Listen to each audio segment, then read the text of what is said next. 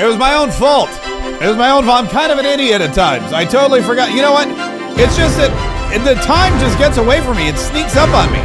And I totally forgot. I knew that the Friday before the 4th of July was the big Supreme Court day, but I totally didn't have it in my calendar. But it's the big Supreme. Thank God we have X for days like today. Thank God President Donald Trump and his entire White House staff.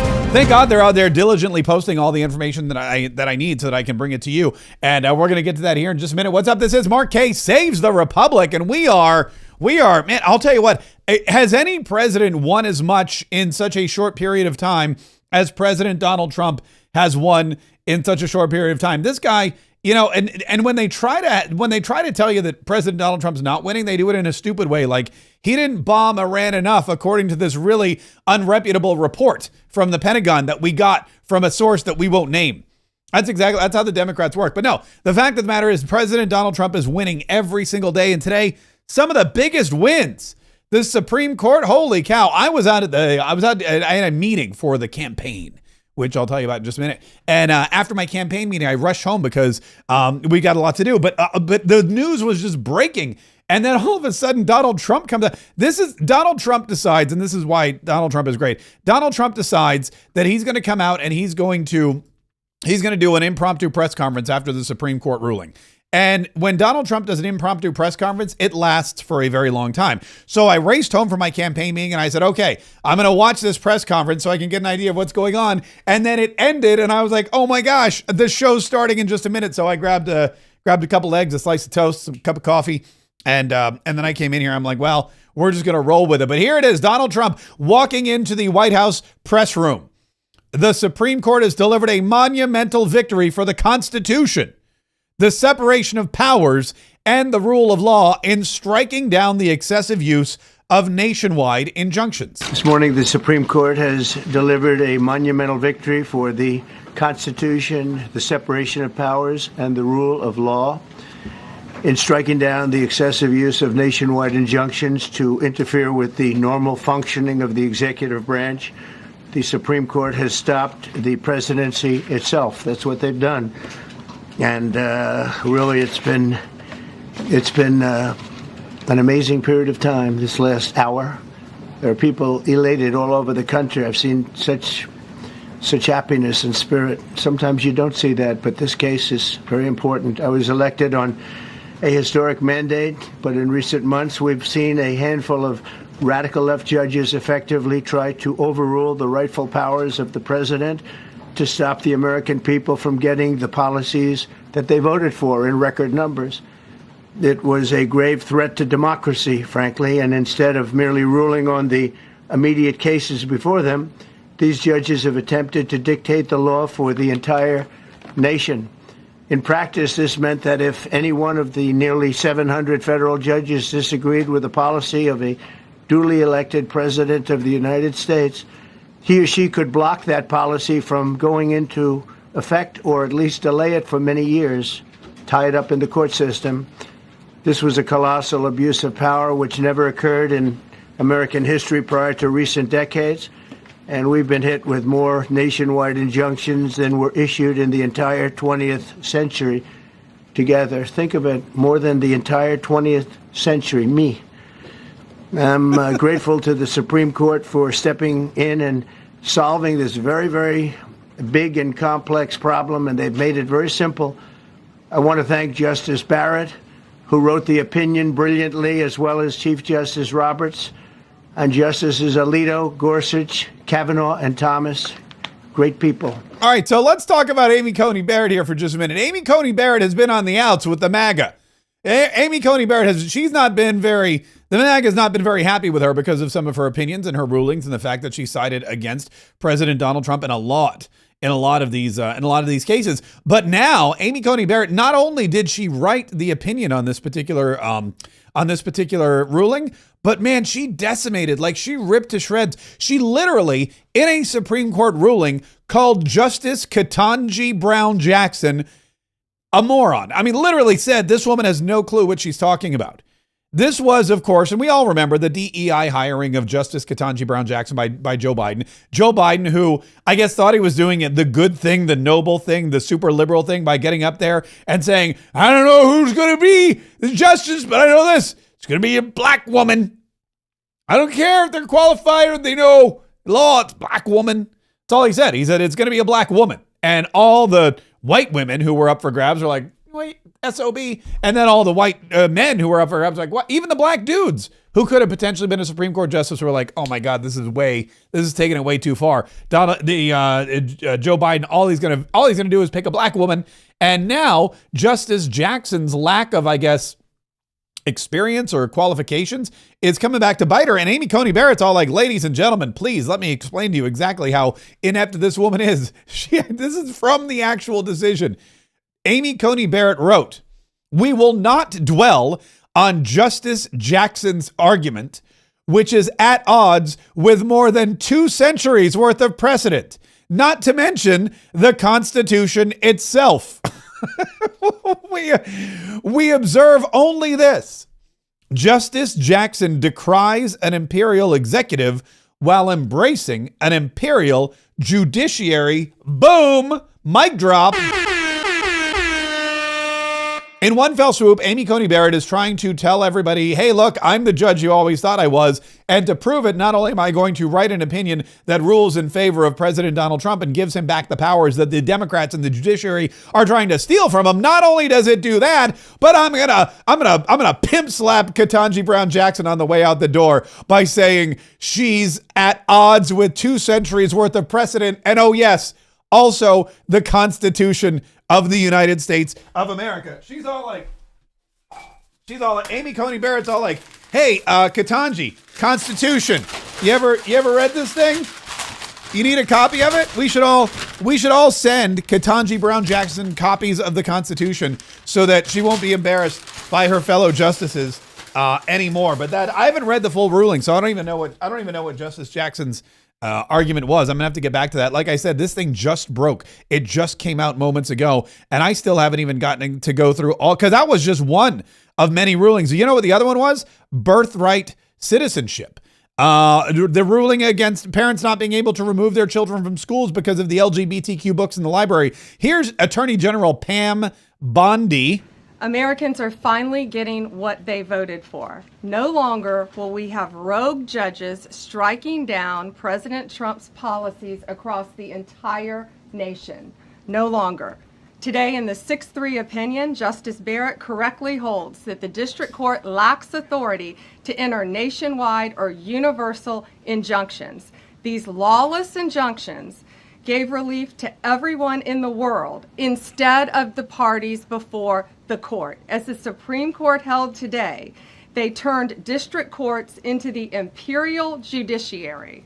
Active liberal judges have used these injunctions to block virtually all of President Trump's policies. To put this in perspective, there are 94 federal judicial districts. 94. 5 of those districts throughout this country held 35 of the nationwide injunctions. Think about that. 94 districts. And 35 out of the 40 opinions with nationwide injunctions came from 5 liberal districts in this country. No longer. Yeah, that's basically what she's saying is, like, for example, you remember when Donald Trump wanted to send illegal immigrants away, and then he said, by the way, birthright citizenship shouldn't be a thing anymore. And then he said, by the way, 1,000 other things. And every single time he signed an executive order or made some kind of doctrine or tried to get something going in this country, somebody rushed to one of these 5 districts: New York, Washington, D.C., L.A., California. Where are the other 2? New York, Boston, I think, is one of them, and Delaware? I don't know, but it's the most liberal. Maryland. That's what. Washington, Maryland, New York, LA, and one other one that escapes me right now. And they would go. That's it. They were just judged. They knew exactly where to go. Donald Trump does something that nobody likes. They go to one of these liberal judges. The liberal judges put forward an injunction, and you know what happens? Boom. Nowhere in the entire country can this now be upheld, which doesn't make any sense, hasn't made any sense to anybody, and really isn't even constitutional, unless, of course, you're Ketanji Brown Jackson. For example, and that is she has some kind of weird interpretation of the Constitution. President Donald Trump spent, like I said, a very long time in the press briefing room talking about this and all the other things going on. Here's what he said about moving forward with sanctuary city funding, for example, and resettlement and all the other priorities of his administration. Thanks to this decision, we can now promptly file to proceed with numerous policies that have been wrongly enjoined on a nationwide basis. And some of the cases we're talking about would be ending birthright citizenship, which now comes to the fore. That was meant for the babies of slaves. It wasn't meant for people trying to scam the system and come into the country on a vacation. This was, in fact, it was the same date, the exact same date, the end of the Civil War. It was meant for the babies of slaves, and it's so clean and so obvious. But this lets us go there and finally win that case, because hundreds of thousands of people are pouring into our country under birthright citizenship, and it wasn't meant for that reason. It was meant for the babies of slaves. So thanks to this decision, we can now promptly file to proceed with these numerous policies and those that have been wrongly enjoined on a nationwide basis, including birthright citizenship, ending sanctuary city funding, suspending refugee resettlement, freezing unnecessary funding, stopping federal taxpayers from paying for transgender surgeries, and numerous other priorities of the American people. I forgot about that one. Yeah, Donald Trump was like, we're not paying for transgender surgeries anymore. And then the district judges were like, oh, yeah, you are. And now the Supreme Court's like, oh, no, we're not. It's really incredible, the things that they tried to get away with, and now they will no longer be able to get away with because of the Supreme Court coming to the rescue of the U.S. Constitution, except, of course, Ketanji Brown Jackson, who apparently has no idea what the Constitution says. Who was there? Todd was there. Pam was there. Everybody was there. She's talking. Oh, here it is. Maryland. Oh, here, we'll listen to Pam Bondi talk about these because she was really hype on this. She got really excited by this. Let me reiterate, of the 35 of the 40 nationwide injunctions filed against this president, against his executive authority as president of the United States, 35 of them came from Maryland, D.C., Massachusetts, California, Washington. I mean, that's crazy. These 5 districts. That's crazy. That's a direct quote from the Attorney General of the United States of America. That's crazy. That should be on her business card. But yeah, 5 of these liberal jurisdictions, they're the ones that decided what the president could and could not do. They decided what the president's powers actually were, which is not the case. The Constitution of the United States clearly dictates what the powers of the presidency are, what the powers of the Congress are, what the powers of the Supreme Court are, or the judiciary. And there's been a massive degradation in the line separating those powers. And Donald Trump has been outflanked over and over again by these court judges in these districts. Maryland, Massachusetts, D.C., New York, and California. Those are I would have gotten there. Eventually. Listen, there's a whole, we got like 20 more minutes worth of Donald Trump's impromptu press conference. At one point, Donald Trump is taking questions from the press, and he stops. He goes, "Are you guys bored? You guys want more?" And they're all like, "No, we want more. We're not bored." He's like, "Are you sure? Tell me when it gets old." They go, "No, it's not getting old at all." One guy, I don't even know who it was, one of the dudes in the press briefing room, I got to find the clip, he literally even yelled out during the press briefing, 2028. Like this guy's so excited. He wants Donald Trump to run again. Another woman at the press briefing says, Donald Trump said, "Should I leave?" And she goes, "No, this is very refreshing." What does that mean? It means it's been a long time since we had a president who took questions from the press that weren't pre-planned and predetermined and listed out. It's been a long time since we had a president who just meandered in here and talked to us without it saying, "I'm going to get in trouble. If I don't call in the right people, I'm going to get in trouble." That doesn't happen anymore. Donald Trump's there and he's happy to talk. And he's saying, look, this is a monument. What the Supreme Court has done in a 6-3 decision, which I'm going to be honest with you too, I'm a little shocked it was 6-3 because sometimes that guy, what's his name? Chief Justice John Roberts, you never know which way that guy's going to go. Amy Coney Barrett, sometimes she gets a little kooky. But evidently, she woke up on the conservative side. She woke up on the right, get it, side of the bed this morning. Thank you very much. And it worked out really well for President Donald Trump, his administration, the Attorney General, oh yes, and Americans everywhere.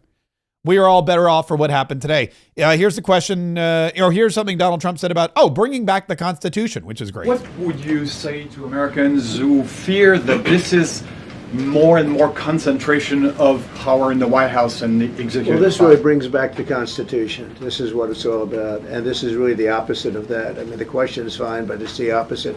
The Constitution has been brought back.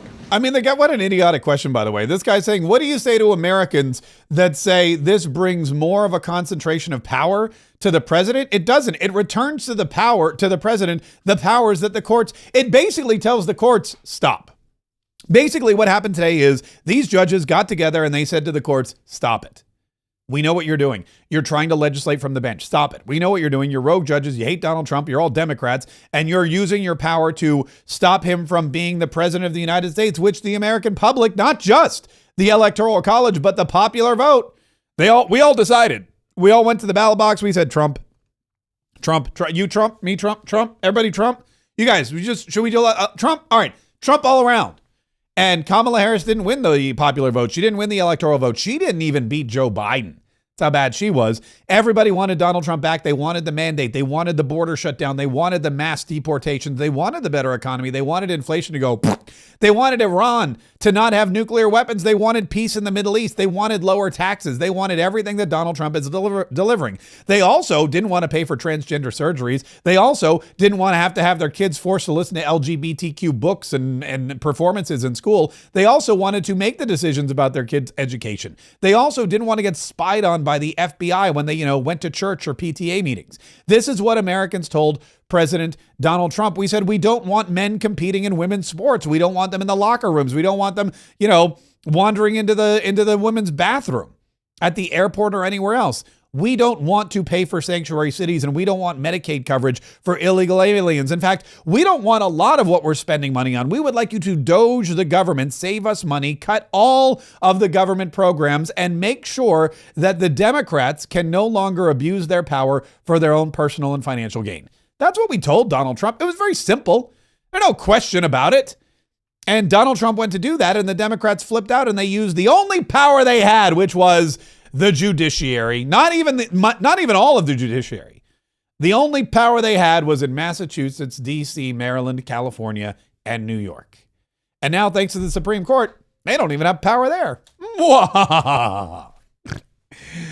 Listen, before we get to the rest of these clips, and like I said, there's a whole bunch of them, make sure you're subscribed right now, right this instant. Hit the subscribe button if you haven't already. If you're watching on YouTube or Rumble or Facebook, make sure you're setting notifications too. And most importantly, our podcast continues to boom like a bunker buster, just explode.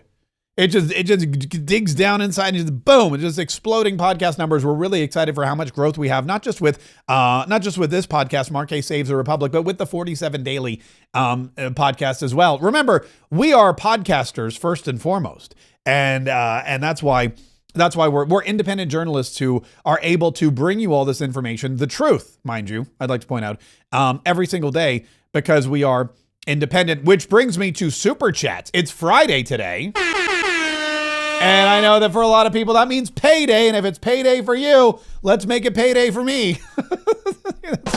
But no, if you want to leave a super chat today, now's your chance. Drop a super chat on YouTube. And if you have a little message that you want to send out, I don't care what the message is, as long as it's not like, foul or you're pushing pornographic websites or something like that. I'm all about it. Drop your message, drop a super chat. If it's $5 or more, we will read it on the show. If it's $20 or more, I'll salivate over. If you put in like a link and $20, I'll even go to your website. I don't even care. If you've got like an Instagram you're trying to boost, here's what I would do. Okay. If I were you, let's say you're trying to raise your numbers on Instagram or X or something like that. I would drop a $20 super chat right now on YouTube or on Rumble. Either one is fine.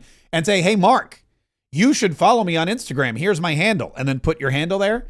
And if you dropped a $20 super chat, I would probably not only follow you on Instagram or X, but I would probably show it on the screen so that the thousands of people who are watching this would also follow you. That's just what I would do if I were you. I'm not saying you have to do that, but it would be really, really great. All right. So subscribe, send your super chats. In the meantime, let's get back to President Donald Trump talking about how, it's not even the Constitution, really. It all just boils down to common sense.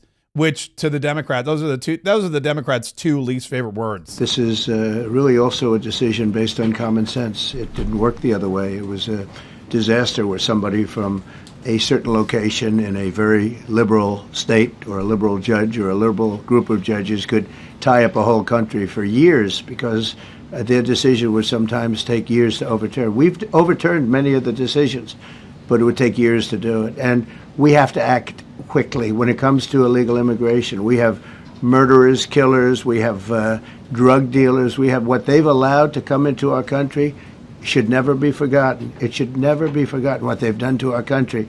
And we have to be able to act very quickly, and we're going to do that. Thank you. Yeah, so what President Donald Trump is saying, he's saying now that now that we don't have to worry about this, right? We don't have to worry about this. We don't have to worry about the threat because, and it wasn't, okay, and I'm not saying Donald Trump was never worried, okay? He knew what was going to happen. Every time he signed his name to an executive order, the big name, every time he had a new presentation, every time he said, I'm going to change the name of the Gulf of Mexico to the Gulf of America. Every time he said, I'm going to change Mount McKinley or whatever, Denali back to Mount McKinley. Whenever he said, we're going to keep men out of women's sports, everything he did, he knew there was going to be a legal challenge. He had lawyers ready. They had their debates and their arguments ready. He knew when these injunctions came down that he wasn't going to ignore them. He was going to respect them because he knew he would win in the Court of Appeals, and eventually he would win at the highest level in the land, which he just did today at the Supreme Court. And as a result, Donald Trump has been prepared for everything. Now, when he does something, he'll be able to move much faster. He'll be able to move much quicker. It'll be much more nimble because the process was, here's how the process worked. Ready? Sign an order. Get sued. Injunction filed. Boom. Orders not going forward. Lawsuit, lawsuit, lawsuit. Supreme Court. Donald Trump wins. Now, finally, months later, we can do what we signed the order 4 months ago. That's gone. Now Donald Trump signs an order. No lawsuit. Why? The Supreme Court basically said no precedent. And even if there were a lawsuit, the injunction can't be filed to strike it down. It would be that, like let's say, for example, Donald Trump says, anybody named Jose, this is an example, this isn't happening, this isn't news. What if he said, anybody named Jose who voted for Kamala Harris is going to get deported. I don't care if you're an American citizen or not.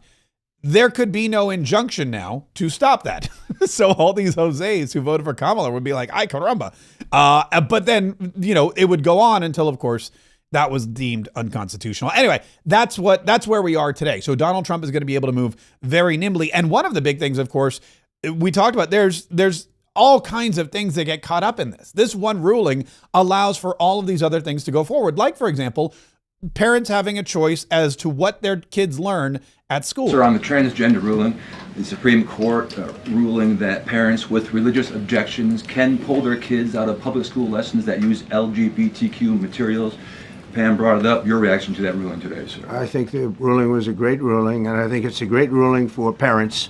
It's really a ruling for parents. They lost control of the schools. They lost control of their child. And this is a tremendous victory for parents. And I'm not surprised by it, but I am surprised that it went this far. It took us to bring life back to normal. So it's wonderful. It's parental. And I kept saying, we will give you back your parental rights.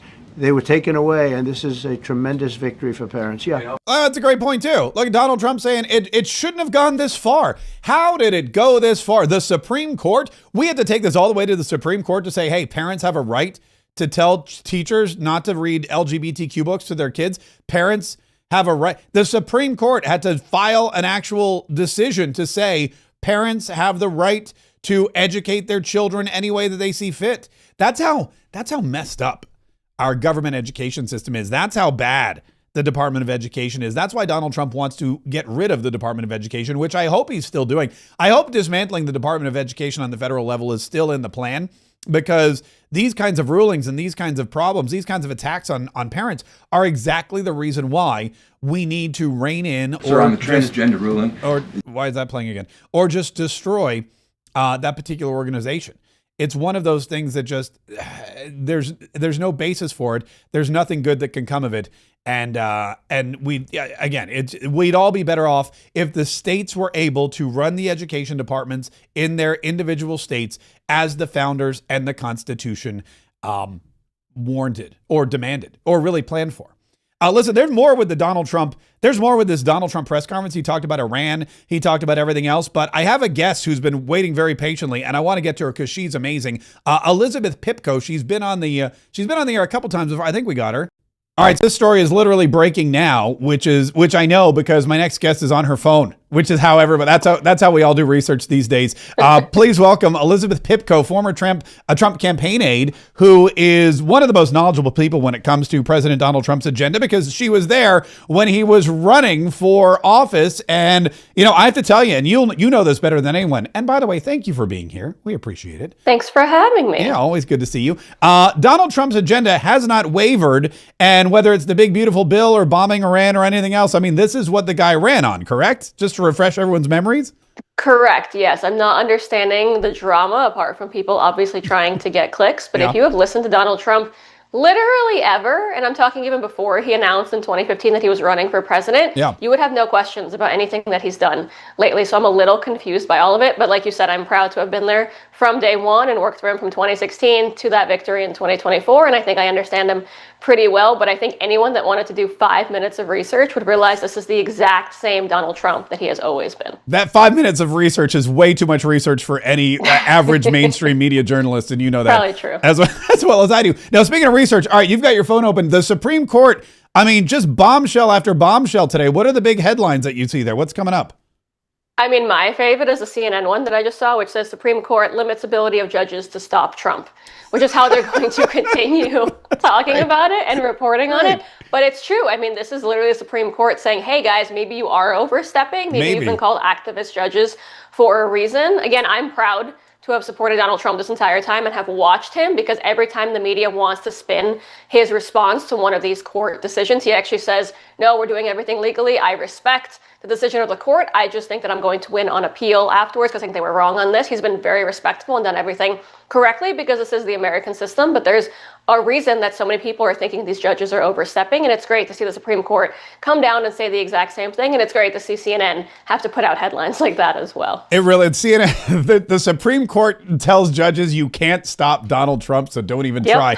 And you're right about, I mean, what people don't realize, or maybe they just weren't prepared for, was Donald Trump had 4 years to know exactly what he wanted to do and to determine what the defense would be for whatever strategy he enacted. And he's got lawyers that have been ready for this for 4 years. And the Democrats, they're scrambling. Every time he signed an executive order, they had to lock people in a room and try to figure out how to stop him. And now the Supreme Court saying you basically just can't. It's really incredible. Apparently there was some back and forth with Ketanji Brown Jackson and Amy Coney Barrett. So we'll get into all of that. But it does reiterate the point you said. Donald Trump knows what he's doing and he's not overstepping his bounds, no matter what the media says, which brings us to Iran.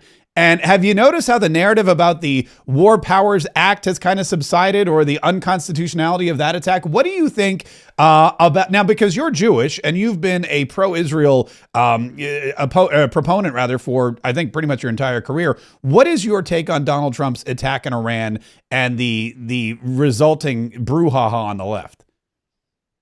I'll be honest, I think it's so basic. Again, like I said, I don't understand the drama apart from either people who want clicks on the right or people on the left who just will hate anything Donald Trump does, right? It's like an inside joke now for years. Donald Trump can save a kitten from a tree and they would complain about something. But I mean, I actually said this on Fox a week ago or so, and President Trump reposted it and then thanked me for explaining this to people. This is the perfect person for the situation, right? Having someone in the Oval Office who has been unequivocally pro-Israel from day one, so no one has to question him standing by our ally. Also, so pro-America that people actually criticize him for it, right? People said that running as the America First candidate was going to be a mistake because it was so much for people to handle. Right. So there's that as well. And then there's the man being so anti-war that because of the things he said and done, we're now questioning both Republican and Democrat presidents who came before him. Yeah. So we know that he always stands by our ally. We know that he's the most America First that you can be. And we know that he wants to avoid war at all costs. This is literally the perfect recipe for the guy that you want in the Oval Office when a decision like this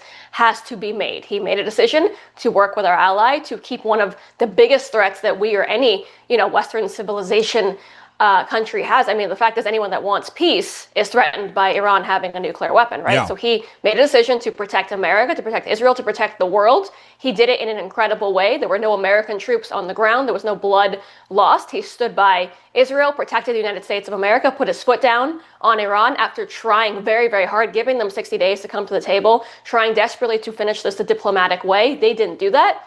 He did this in the most Donald Trump way possible, but also the most pro-America way possible. I don't understand the complaints. This is something that should be celebrated across the board. It's something that plenty of other presidents have promised to do, but then did not have the guts to do, Republican and Democrat. And I think I'm just proud, honestly. Every time I see him do something like this, I'm proud to have worked for him and been a teeny part of the team that got him elected, because this is what you want in a president. I don't think Barack Obama tried. I don't think Barack Obama tried at all, but that's okay. No, he sent billions of dollars. Oh, right. That's right. I'm sorry. He tried to pay for them to stop making nuclear. Right, which is the reason we were in this mess to begin with. Yeah, we'll take your billions and we'll just enrich more uranium, which is really a problem.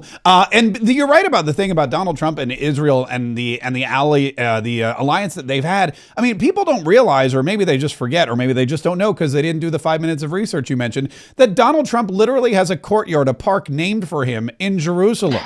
I mean, he's not going to turn on Israel or the Israelis or the Americans who live there, which several 100,000 do. But it is definitely necessary. And of course, when you look around the world, nobody's coming to Iran's aid. China isn't, Russia isn't, North Korea isn't. So clearly it was the right thing to do. All right, speaking of crazy leadership, let's talk about New York a little bit, because I had Brigitte Gabriel on the other day. This was breaking news. It was the day before the primary. Andrew Cuomo lost, which wouldn't be a problem, except you, like me the other day, were rooting for him to win because of the alternative. And Zoran Mamdani now is he's not the mayor yet, but he's about as close as anyone's going to be. Yeah. Yeah. What's going to happen in New York? Are we going to see a formidable challenge, or is this it? Are we going to be the London of America in New York? Oh my gosh. I mean, for those who don't know, I was born and raised in New York City. So for me, it's like genuinely painful. Like for me, I've gone back and forth the last few years because I was working for President Trump down in Florida. But my dream was always to move back home eventually, to raise kids in Manhattan, the greatest, place on earth in New York City. And I obviously will not be doing that if this man ends up being mayor. I cannot do that. I already don't feel super safe in New York, so I cannot imagine it getting worse. I was talking to my friend actually who lives in London yesterday, and she was hoping to move back to New York as well. And she was like, I can't even escape London and move back home because it's going to become even worse than it is here. Horrible. I am devastated, genuinely devastated that it's gotten to this point. Andrew Cuomo ran a horrible campaign. I still can't believe I was rooting for him to begin with, but you have to, pick the lesser of two evils. He ran a horrible campaign, totally underestimated what the Democrat Party has become, which people like you and I have warned about for so long. This is your party. They are radicals. They are socialists. They hate this country. Those are the only folks the Democrats have left that will actually come out and vote. They're the folks that will come out and go to a rally when it's 100 degrees. It is those radicals on the far left. It is not moderate Democrats who want to vote for Andrew Cuomo. They obviously underestimated that. They didn't listen to any of us that have been warning them about what they've done to their own party for years. They lost in what I think was a really embarrassing blow to his ego as well, because I know he was planning this giant comeback. But now look what happens. We're going to lose New York in the process. So do I think it's, a sealed, done deal? No. Do I know that there's quite the effort now because people are terrified? 100%. Everyone's probably going to rally around Eric Adams, which is hilarious to begin with because everyone despises his leadership too, so I can't believe we're here. Yeah. But anything is better than Mamdani running that city completely into the ground and turning it into everybody's worst nightmare. So I'm terrified. I'm hopeful because I think enough decent, moral, educated people. When I say educated, I mean educated by teaching themselves, not by going to elite universities that teach you to hate this country. But I think there are enough decent people that are going to step up and realize if we lose New York City, that would be a really, really big loss. So I'm hopeful, but I just can't believe we're here, truly. I mean, a few weeks ago, people were laughing at the fact that he was even on the ballot to begin with, and then he destroyed Andrew Cuomo, and here we are. And you brought up a really good point about how really this talks to the weakness of the Democrat Party. We know that the DNC is basically bankrupt. We know they have no leadership. We know it's every man for themselves. But, what John McCain did to the Republicans by running to the center and trying to turn it into the centrist party. That's really how Donald Trump was able to come up and say, no, we're hyper conservative over here. And now we're seeing the opposite on the Democrat side. The only problem is hyper liberal means socialist, and that's what you end up with in New York. Right. So you're right. It's ironic. Yeah, you say hyper conservative. I see Donald Trump as common sense. Right. And I think now being hyper conservative is just common sense because we're up against legitimate crazy people who want to tear our country apart. I can't understand how it got here. But also, let's not forget, this all happened in 2016. Yeah. Donald Trump was running, Bernie Sanders was running. Everybody thought those were going to be the nominees. If things were done correctly, those two would have been the nominees. The Republican Party was not thrilled to have Donald Trump leading in the polls, but the American people said, this is our guy. We don't care what the establishment wants. And the people won. Donald Trump won. Now the party is stronger than ever. In 2016, the Democrats did the opposite. They threw aside the candidate that the people wanted.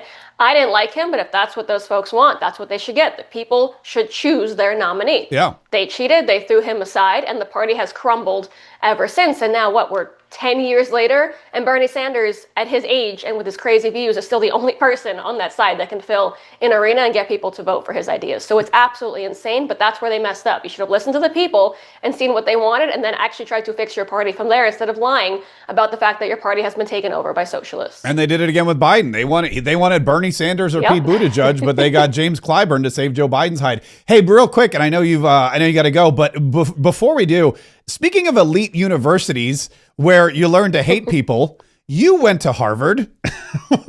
I'm sorry, am I not supposed to mention that? I went to NYU. No, you're fine. Oh, okay. I actually never really get to explain it. I actually went to Harvard online because my parents were like, I want you to get an education, but I want you around these people. Oh, yeah. But then I got a master's at Penn, so I continued, and I still owe student loans to these horrible places that taught me to hate Jews, and hate America, and hate Donald Trump, and hate everything I love. So, yeah, I was a little bit of a mistake.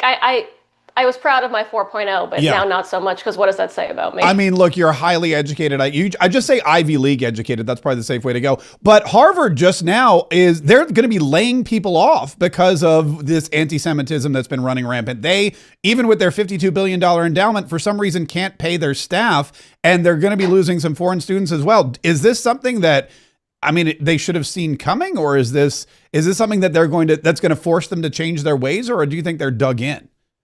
I think they're dug in, much like the Democrat party establishment. Yeah. These schools are so in love with themselves and the nonsense that they preach, and the fact that people from around the world dream of attending their campuses. They have no idea what they're doing. They have no idea how negatively they're impacting this country or how people view them. They really don't know that when you walk by the average person now, when you say the word Ivy League, people grimace. They don't know that that's what's taken over. They have no idea. They are obsessed with themselves. They're not going to realize it until they lose everything. And truly, I think that's exactly what they deserve. I cannot believe that these schools that people have dreamed of, that really were a staple in our country, people around the world knew us because of some of these universities, have turned into what they have. Yeah. And look, as I said before, I'm an NYU grad, and I never told anybody about it. But thankfully, Barron Trump goes there now, so it's kind of cool again. Yes, maybe he'll fix it. Yeah, that's what I'm hoping.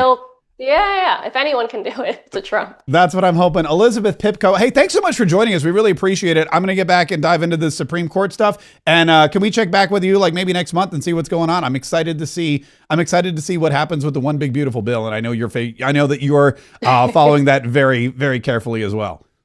Of course, let's do it. I can't wait. All right, what do you want people to follow you on Instagram or Twitter or something like that? What's your preferred platform? Yeah, it should just be at Elizabeth Pipko, Instagram, Twitter. We're still calling it Twitter, YouTube, X, wherever you find me. Just Google Elizabeth Pipko and follow her on all her platforms. There you go. That was I just realized I'm not wearing my hat, by the way. Speaking of following, thank you, Elizabeth Pipko, for joining us. Always a pleasure. And speaking of following, look, we got a Rumble rant. Well, let me pull up the iPad here. We got a Rumble rant from, these things, it never works out the way they want to. From RD, well, I'm going to look at it. RD House 390, who says, hey, Mark, follow me on Facebook, TDN Food Tripper. Hey, Mark, I think I found you. Let's go here. That's a little trippy. Where is it? Here it is. TDN Food Tripper. I hope this is you with the dog. I can't follow you, by the way, because I'm a page and you're a person. But that's okay. We can look at your dogs. Very cute dogs. I believe this is you. Standing in front of a shark. Listen, everybody go follow TDN Food Tripper on Facebook. And look at that $20 Rumble rant. Thank you. That is very generous. Very generous indeed. We definitely do appreciate that. We got another one here, which, you know what, I'll just pull up on my phone because it's difficult to see on the iPad. And the other one is from, I got it right here. It is from Harley Quinzel, who dropped $5 and said, let me pull my screen back up there so I can see it. There we go. Who said, the only thing that helps getting me through the week is hearing Mark's news and being with the Kaye family. Jacksonville would a 100% benefit with Mark being in Congress. Happy Friday. Harley Quinzel with a big $5 Rumble rant. Thank you so much. That is very sweet. And of course, we appreciate the very kind wishes, the very nice words that you said about the Kaye family and of course me personally. And look at this, Jennifer Lawson dropping $50. Thank you. That is very generous. That'll get us through the weekend for sure. Jennifer Lawson, $50 super chat. I don't have a website, but I love your wicked laugh. Today is a great day. Man, you must love my wicked laugh for $50. I'll just do it. I'll just do that. I'll do a whole recording of that. If you're going to keep throwing money at me, I will wicked laugh. I'll do a whole podcast. You can just play it at Halloween time or whenever you want. But Jennifer, that is truly quite the endorsement of what we do here. And that is truly generous. Thank you to everybody. There's still time. I'm not even halfway done today. I got lots more stuff to talk about today. We've got to get back to Donald Trump and Iran. He had a big, beautiful bill party yesterday at the White House. We got to talk about that. I'm sure something broke while I was talking to Elizabeth Pipko. We'll have to get to that too. But leave your Rumble rants, leave your super chats. And if you have a website or something like that, $20. We'll shout out your website. Minimum. I mean, you can give more. You can give like 1,000 if you want, but $20 minimum. We'll shout out your website or your Instagram or whatever you want. By the way, here's the story that she was talking about from CNN. This is a great headline. Supreme Court limits ability of judges to stop Trump. And this headline is so telling. It's so telling. CNN just digging their own grave with this headline. Supreme Court limits ability of judges to stop Trump. Not Supreme Court tells judges you're overstepping your boundaries, or Supreme Court reins in rogue judges. No, Supreme Court limits the ability of judges to stop Trump. So they're insinuating now that Donald Trump is just going to bulldoze over everything. Donald Trump's just going to bulldoze over the Constitution, and thanks to the Supreme Court, nobody can stop him. We're all basically screwed. I mean, let me just read a little bit about this. Here we go. Supreme Court ruling fundamentally shifted the balance of powers to the president. Analysts said the Supreme Court's decision to back President Donald Trump's effort to curtail lower court orders has fundamentally shifted the balance of powers away from the courts to the president. Eli Honig, a former state and federal prosecutor, said it is now more burdensome for plaintiffs looking to challenge the Trump administration policies. The bottom line takeaway from today is right now the presidency, forget about Donald Trump, the presidency is far more powerful than it was at 9:55 this morning before the ruling came down. There was a clip that I tried to pull down, but I wasn't able to find. Let me go find it. Let me see if I can find it here. Of CNN analysts arguing about this very thing and basically saying what they're doing is going to benefit pretty much. I mean, it's going to benefit not just Donald Trump, but every single president coming forward. Because remember, the Supreme Court isn't just for Donald Trump. It's for everybody. Where is let me see if I can find this CNN clip.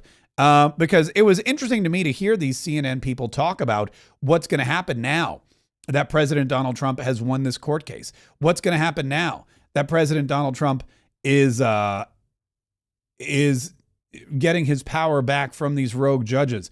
Everyone's talking about Justice Boasberg, how he's probably having the worst day of his life. Justice Boasberg. Oh, here it is right here. I got it. All right, listen carefully. This is him.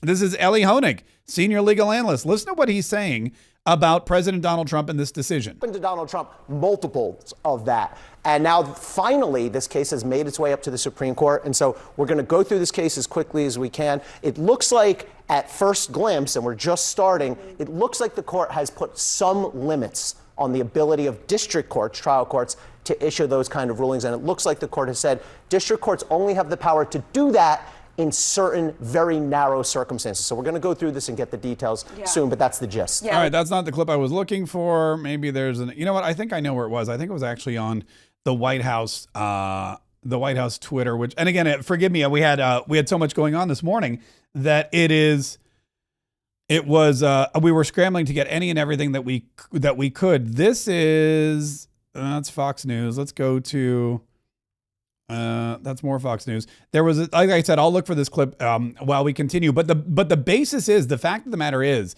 that the Supreme Court has not only sided with President Donald Trump and really, I mean, here, okay, I think I got it here. This is it. This is the one that I wanted to share with you because this one is gold. It's the same guy, but he's saying something different. Here's what Justice Barrett writes. By the end of the Biden administration, we had reached a state of affairs where almost every major presidential action was immediately frozen by a federal district court. As the number of universal injunctions has increased, so too has the importance of this issue. And I think that's a nice encapsulation of why this is such a big win for the Trump administration. And not just Donald John Trump, the person, but the office of the president. Whoever comes next is going to get the benefit of this ruling too. And it's going to make it much harder, not impossible, but much harder for a single district court judge in Maryland or Wyoming or where have you to say, I'm blocking the president's action nationwide. It's going to be much harder to do that. I mean, and that's the whole point. I mean, if you're a district court judge, you should be able to block an action in your district and not nationwide. And that is something that has been a long time coming. But it's a very actual, surprisingly, from CNN, very accurate and fair depiction of what happened. And it's not just against Donald Trump. It's not just for Donald Trump. It's for the entire judiciary. It's for the entire executive branch. And that means that, no, I'm going to play you this too. That means that any future president, whether it's J.D. Vance or Marco Rubio or Don Trump Jr. or whoever, or even, God forbid, Gavin Newsom or any of those other AOC, whoever, they're also going to have this same power because Supreme Court decisions are not president by president. It's for the entire office. The precedent has now been set that the president can exact their powers without having to worry about these lower courts shooting them down. Let's listen in to Senator John Kennedy from Louisiana talking to Harris Faulkner about this particular verdict. It certainly appears in many instances that this is continuing to be lawfare against the current president, and it's not supposed to be that way. I mean, the scales of justice are not supposed to tip politically one way or the other. Why do you think we're seeing what we're seeing against Trump? Well, both sides have abused it, and by it I mean universal injunctions. The Democrats more than the Republicans, but both sides have abused it. And it's illegal. There's no basis for it in law. And I've just been waiting for the Supreme Court to do this. I mean, anybody who knows a law book from an LL Bean catalog knows that federal judges just made up this concept of universal injunctions. There's no basis in statute, no basis in Supreme Court precedent. There's no basis in English common law. They just made it up because they don't agree with what a president or Congress has done. You know, if they disagree, I'm sorry. Fill out a hurt feelings report, buy a comfort rock. But they can't just say, I disagree and I'm putting the entire action by another branch of government on hold because I don't like it. And that's what they've been doing. And they're not the superior branch of government. They're an equal branch of government. What is a comfort rock? Does he mean a pet rock? What's a comfort rock? Is that like soft rock? Is he talking about me? Also, I love anyone who knows a law book from an LL Bean catalog knows that there's no basis for district court judges to shut down the power of the executive branch of the government. There's no anyone who knows a law book from an LL Bean catalog. If you can't tell the difference between the articles of the Constitution and leather duck boots or a canvas barn jacket, then you know who doesn't, by the way, know the difference between an LLB? It's Ketanji Brown Jackson. She doesn't know the difference between which one, Justice Jackson, is the Constitution and which one is the LL Bean catalog. You have 10 seconds. I don't know. That one looks old. That one could be the Constitution, but that one, I don't know. Is it LL Bean? What does that stand? Does that stand for life, liberty, and bean? I don't know. I'm confused. I'm sorry, Miss Jackson. Your time is up. Sorry, Miss Jackson. Ooh. That's what I really would. That would have been great if Judge Amy Coney Barrett, in her dissenting opinion against Ketanji Brown Jackson, if she'd not only pimp slapped her the way she did, but maybe had included an Outkast the lyric. I'm sorry, Miss Jackson. Woo, you are at odds with more than 2 centuries of precedent, not to mention the Constitution. I mean, that would have been. I guess you can't really sing in a written dissent, but that's what I mean. It's great to see all of this common sense coming back to every single branch of government. It's great to see all of this common sense being handed back to the president of the United States. Not only that, but Donald Trump is winning over and over and over again with the economy, with the great big beautiful bill, or the one big beautiful bill rather. He yesterday, let me share you with this. Yesterday, while we were on the air, the press conference with Caroline Leavitt, she came out and she said, look, we're going to do a big event later today to celebrate the one big beautiful bill. Later this afternoon here at the White House, the president will host a One Big Beautiful event in the East Room to rally Republicans to get the one big beautiful bill across the finish line. At that event, he will be joined by everyday Americans from across the country who will massively benefit from the common sense policies and provisions within this bill. This is the largest tax cut for working and middle-class Americans in history, and it's going to put more money into the pockets of hardworking Americans. Families will see an average increase in take-home pay of more than $10,000 per year. Americans earning between $30,000 and $80,000 per year will see a 15% tax cut. Overtime and tipped workers will save thousands of dollars annually. And our amazing seniors will receive historic financial relief by reducing the tax burden on their Social Security benefits. Simply put, this bill is going to unlock the golden age of America. And we look forward to continuing to work with the Senate and the House to see this bill on the president's desk for signature by Independence Day. Yeah, that's, by the way, a week from right now. That's a week from now, and that is a tight window, especially with the Senate parliamentarian striking this out and throwing out Medicaid and telling people what you can and cannot vote on, especially with these Democrat operatives who are stuck in our Senate, in our congressional system, telling the senators what they can and cannot vote. I don't know. That's the next thing that we got to get up and take care of. But they got 1 week. They've got 1 week to get this through the Senate. They've got 1 week to get the House to sign off on it, and they've got to deliver it to the president's desk by the 4th of July. And you know Donald Trump, he'll show up, man. If it's July 4th, there's no holidays. There's no holidays for the next 4 years. Donald Trump said nobody goes on vacation till this is done. Nobody goes on vacation till this legislation is done. And I'm going to be in Washington, D.C., and I will be there, and I will sign it. And Donald Trump, he's going to wait. He'll be sitting in the Oval Office. The fireworks may be going off outside. He doesn't care. There's work to be done, and it's the one big, beautiful bill that they've got to do. And there was an interesting moment I wanted to share with you. I played it this morning during the 47 Daily podcast, but it's worth playing again. And the reason it's worth playing again is because it's Tom Homan, who is the border czar. I mean, you know Tom Homan. This guy is a brick house, man. This guy is a comic book, character. This guy is tough as nails. You could probably hammer a nail into him and he would just laugh. He'd be like, "Ha ha, that's all you got." Tom Homan is about as big and burly and tough as they come. And he was brought to the One Big Beautiful Bill event to talk about not the tax cuts, not the no tax on tips, not the no tax on overtime, not any of that stuff, but the border security. Because as everyone's been pointing out, Caroline Leavitt and Kevin Hassard and Kristi Noem and J.D. Vance and everybody, John Thune, this is not just a tax cut bill. This is a bill that encompasses every part of Donald Trump's agenda. It's his entire agenda in one big, beautiful bill, and that includes border security. And Tom Homan got uncharacteristically emotional when not emotional, but like just passionate and angry. And he started almost cussing at this event when he was talking about how important border security is. And I want to share it with you because it's a really powerful statement about what's in this bill that is good for America and how necessary it is. Well, look, I think this issue of the big, beautiful bill should be nonpartisan. I don't know what the hell's the matter with everybody up in Congress? People are dying every day. ICE is arresting 3 times as many criminals that the Biden administration did. We're taking public safety threats and national security threats off the street every single day. But we got over 600,000 illegal aliens with criminal histories walking the streets of this country. We got less than 5,000 deportation officers. This should be a no-brainer. The more resources we get, if we get this bill passed, we got more agents on the road. We buy more beds. We get more transportation flights. More agents means more bad guys arrested, taken off the streets of this country every single day.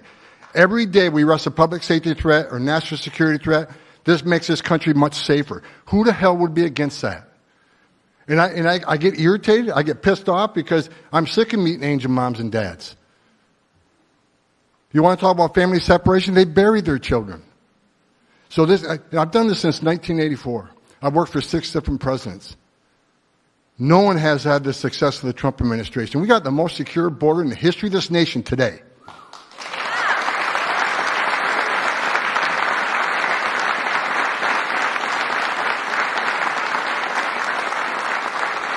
But we need more border wall. Border walls save lives. Women and children can't get over that wall, which means they go to a place where there's not a wall. And what's waiting on them? The men and women of the Border Patrol who take care of this humanitarian needs and save their lives. We already got fentanyl seizures down half. Fentanyl seizures should be 100%. We should have 0 fentanyl coming to this country. We need money to help secure that border at a higher level. Stop the fentanyl from coming in. Stop the sex trafficking of women and children.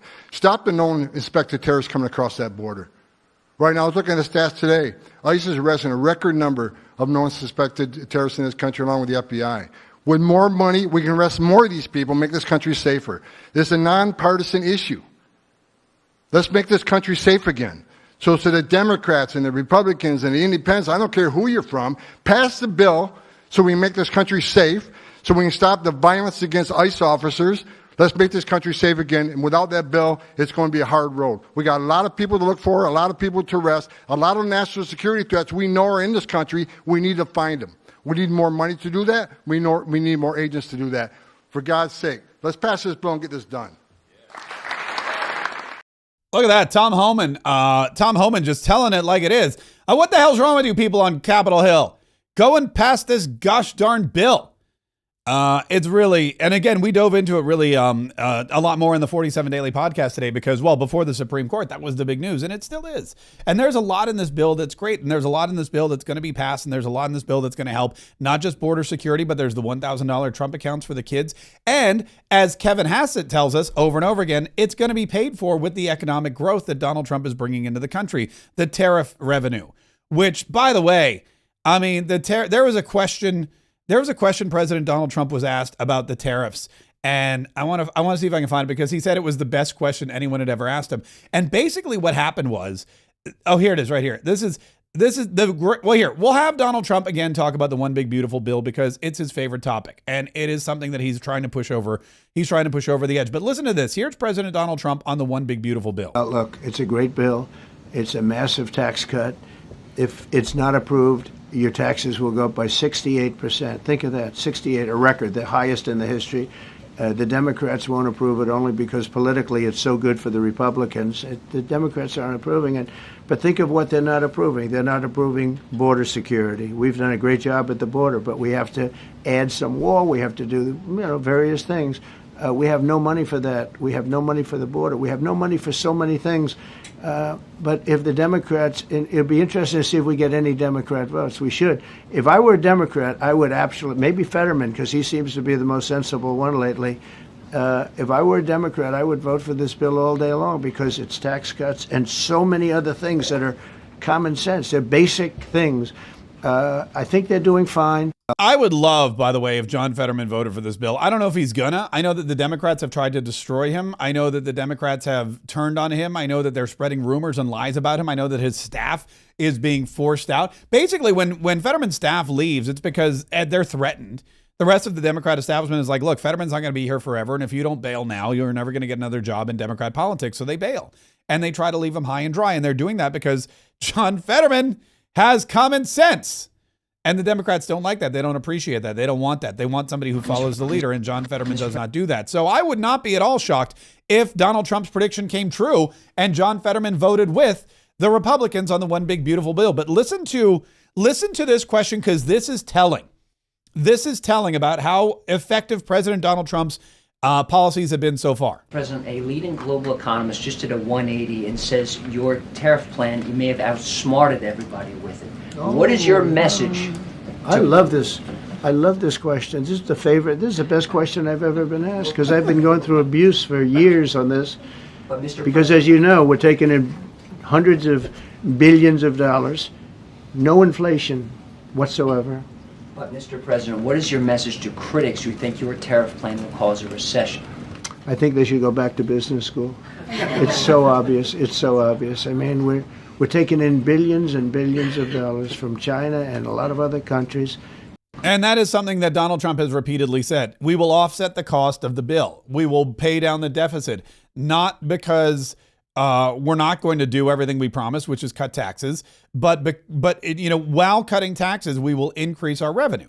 And the proponents, or the opponents rather, of the bill are, of course, against it. They're battling against it. They're saying that there's no way that that's possible. They're arguing that the Congressional Budget Office is saying one thing while Donald Trump's White House is saying something totally different. And in the end, it looks, I believe, that Donald Trump's right. This bill will pass. I believe the majority of what's in this bill will pass. And I believe that we're all going to get a massive tax cut. I also believe if we don't, there will be economic collapse. So far, everything President Donald Trump and his advisors, Kevin Hassett, Scott Bessent, Howard Lutnick, everything they've said so far regarding the economy has happened. And if you don't believe me, just look at the gas prices. Here is Caroline Levitt yesterday talking about gas prices right before the busy summer July 4th holiday. Now back here at home, Americans are paying much cheaper prices for gasoline this summer, as both the Wall Street Journal and the New York Times put out today. Here's how the Wall Street Journal put it. Hitting the road this summer won't bring as much of a big hit to your wallet. The national average for a gallon of regular gasoline is about 23 cents cheaper than this time last year. Analysts say plentiful supply is expected to keep prices down in the coming months. These are the cheapest gas prices at this point of the summer since 2021. And despite all the doom casting from liberal pundits, oil prices on Tuesday were lower than before the Israel-Iran conflict began. As President Trump continues to unleash American energy, our country will have even more efficient, reliable, and affordable energy to protect our national security and fuel our people. Okay, I want you to pay attention to what she said. Gas prices are lower today than they were before we bombed Iran. Think about this. Think about what Donald Trump has accomplished. Donald Trump drops massive bombs in the middle of the Middle East, one of the top oil producing countries we have, Iran. He has dropped bombs right in the center of really global fuel production. Any other time in history, any other president, any other military action in Iran, in Saudi Arabia, or in that area around Israel, any other time in history, there would have been the Strait of Hormuz would have been closed almost automatically, and gas prices would have skyrocketed. Donald Trump not only bombed Iran, ended the war, kept gas prices from going up, but actually brought them down lower. How do you bomb Iran and have gas prices go down? It's just, you can't even, it doesn't make any sense. We talk about common sense. This just doesn't make any sense, but it happened. And Donald Trump did everything that he said he was going to do, and the Democrats just can't stand it. Democrats just can't stand it. Speaking of which, let's get back real quick. Man, the Rumble rants are coming in fast and furious today. We got one. Look at this from Barbie Guile. Barbie Guile, we love you, Mark and Katriot friends. Join us for a Saturday morning coffee vibe on our podcast. We saved you a spot. You can even listen on your Alexa. Hannah and Barbie. That's a great idea. That's a great idea, Barbie. On Saturday morning, pour some coffee, listen to We Saved You a Spot. It's a podcast. It's available on, here, I have it right here. $20 gets you a shout out. $20 gets you a shout out. Here it is. You can go to Spotify or iTunes, whatever, and you can listen to the latest episode. Episode 114, Sprinkles, Shifts, and Showing Up. That sounds like a good one. Sprinkles, Shifts, and Showing Up. Let's play a little. Hi, I'm Hannah. And I'm Barbie, Hannah's mom. And we saved you a spot. Hello. It's so nice to be back with you. Oh, that was very serious. Hello, Hannah. Hello. What was that all about? Someone's in a serious mood. A spot. Hello. Hello. Hello.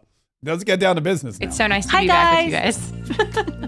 Do I have to say this every time, Mom? Yes, you do, because some people are brand new and they don't know why we're called We Saved You a Spot. That's exactly right. The reason we're called We Saved You a Spot. Oh my God, someone's really annoyed, huh? That pregnancy, she's probably been pregnant for a long time, and she's like, fine, I'll tell the story again. I would recommend, by the way, episode 100. A little more episodes. Episode 100 is a really good one.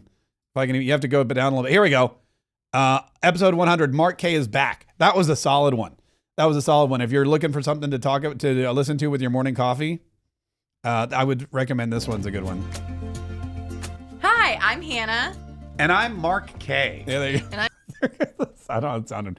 Maybe not. Maybe we'll listen to the sprinkles one. But anyway, Barbie, thank you so much. That's really very nice of you. We got more though. Listen to this. I told you, it's like, I love it. It's payday for everyone. This is from JMCD760. Katriot here from California. Hold on, let me pull my screen back up so I can actually read it. Katriot here from California. The doll you mentioned the other day was a damn it doll. That's right.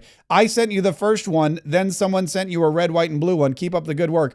I remember that, JMCD 760. Thank you so much for it. Was a damn it doll. That's right. And you're supposed to hit it instead of hitting because I got into a bad habit of hitting the countertop and busting I felt like my hand was broken and bruised and just very painful. So the damn it doll. That's right.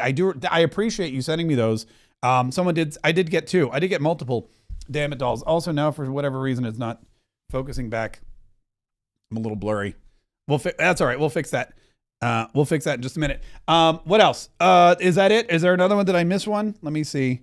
Yeah, I got another one from Connor Hecht. Katriot here from Minnesota. Keep up the awesome work. I'm not sure if you remember me, Mark, but I got a handwritten congratulations letter from you for accomplishing the rank of Eagle Scout. Congratulations. That is great. That is great. Hang on to that. Maybe it'll be worth something someday. Probably not. But I appreciate the $5 Rumble rant, Connor. That is very nice of you. And congratulations and keep up the good work. And thank you for still continuing to listen. Listen, we got a lot of stuff we've got to accomplish. We're going to be kicking our you know what? In fact, I didn't wear my hat today. That's bad me. Somebody remind me if between now and 2026, you log on to the show or you come on the show and you see me without my hat, somebody just smack me because I got to wear this hat. I don't know why I didn't have it on today, but I didn't have it on today. But the hat is Johnson Cabbage got his hat. Johnson Cabbage was one of the handful of people who donated $500 to Mark Kaye for Congress. And he got an autographed Mark Kaye for Congress hat mailed to him as a thank you for being a $500 donor. I have a handful left. Now, let me explain something to you because a lot of people have reached out and said, I'm so excited for you. I'll help in any way. In fact, I was at the bank today for a meeting and one of the bank guys came out and said, I'm so excited. Let me know how I can help. And I was like, listen, to be honest with you, at this point in time, there's really only one way you can help. And that is to make a donation. Like we're in the fundraising state. And a lot of people are like, I would love to help you hand out palm cards or go door knocking and hand out yard signs. And I go, that's fantastic. Right now, there's no palm cards or yard signs because we're still trying to, we're going to need some money those things don't just grow on trees. You actually have to purchase them. And that's why there's so much money to be raised because every one of those yard signs you see in someone's yard costs money. Every one of those palm cards or stickers you see costs money. Every ad you hear on the radio, which you shouldn't be listening to the radio anymore because it's horrible, or you watch on TV or you see on Facebook, all of those things cost money. So right now, down the road, we will 100% be looking for volunteers to go knocking on doors and talking to people and text messaging and making phone calls and phone banks. And there's going to be plenty of opportunity. But at the moment, really, there's only one way that you can really, truly help us. And that is by going to markk4congress.com and making a donation. Doesn't have to be a $500 hat donation. If you would like to make a $500 hat donation, I have 4 hats left and I will autograph one and send it to you. If you'd like to make a $5 donation, we'll take it. If you want to make $1, we made a $1 donation. We got a $1 donation the other day, and we're just pleased as punch to get it. So whatever you can, we're going Bernie Sanders, and we are bootstrapping this campaign. We are as grassroots as it gets. So if you've been watching the show, and if you love the show, and if you're like, you know what, Mark Kaye, you would make a great congressman. Let me know what I can do to help. Wherever you are in the world, a campaign contribution at this day and at this point in our campaign is really the number one way that you can help us. And then down the road, once we get a bunch of money and we're ready to spend it, then we're going to need people to door knock and make phone calls and hand out yard signs and stickers and all kinds of other great stuff. So yes, we're going to need all kinds of help. What we need right now, though, is the monetary kind.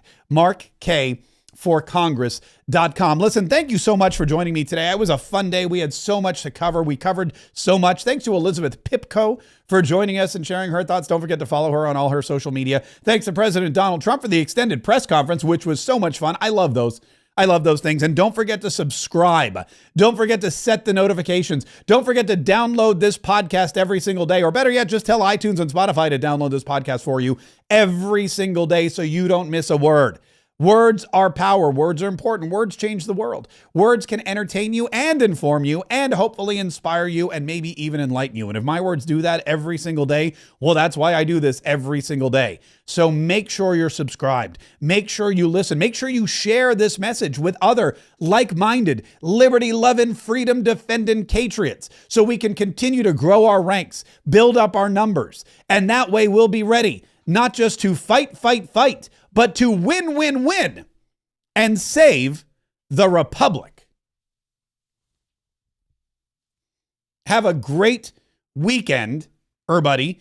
Take some time over the weekend or right this second to go to markkforcongress.com. Link is in the bio of the video or the description of the video. But listen, just programming note, next week I will be changing locations, but not occupations. So the show will still go on, but it'll be the Atlantic Ocean will be behind me instead of this beautiful blue light up wall. markkforcongress.com. I'm going to stop the stream. So now's a great time to go there. I'm going to shut up. Just go. You can shut up. I'm going to shut up. You can talk. I'm going to shut up. You can go make a donation. I don't know if you can't see me waving. Here we go.